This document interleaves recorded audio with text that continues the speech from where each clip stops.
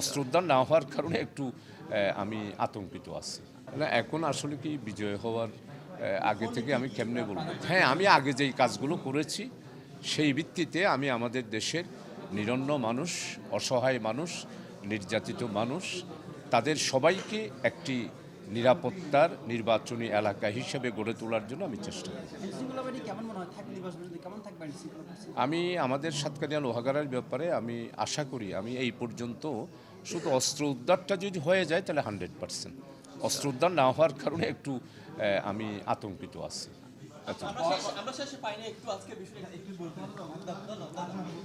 জি আলহামদুলিল্লাহ, জাতীয় নির্বাচনে আমি মানুষ তো সবাই উদ্বিগ্ন হয়ে আছে আগে নির্বাচনের ব্যাপারে, তবে আমার কাছে আজকের বাছাই পর্বটা অত্যন্ত ভালো লাগলো। আমি অতীতেও অনেক বাছাইতে ছিলাম, প্রায় 4বারেই তো ছিলাম 2007 পর্যন্ত।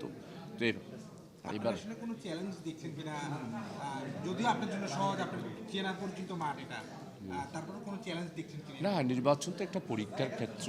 আমি আগে পরীক্ষাটা দিই, তারপরে দেখা যাক আমি কী হব। পরীক্ষা দেওয়ার আগে আমি কেমনে বলবো।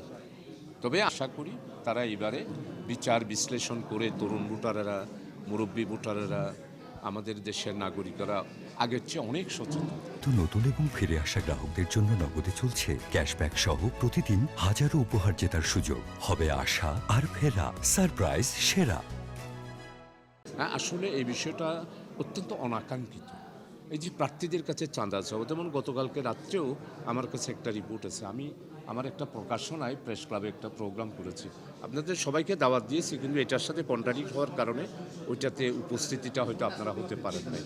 তো এটা আমি সিরিয়াসলি, বিশেষ করে সেনাবাহিনী, এরপরে আমাদের আরও আইন প্রয়োগকারী সংস্থা যারা আছে তাদের সবার কাছে আপনাদের মাধ্যমে অনুরোধ করব, আপনারা ইমিডিয়েটলি 1 সপ্তাহের মধ্যে, যেমন গতকালকে লোহাগাড়াতে একবার র্যান্ডম সেনাবাহিনীরা রেড করেছে, আমি রাতে 1টা পর্যন্ত ছিলাম।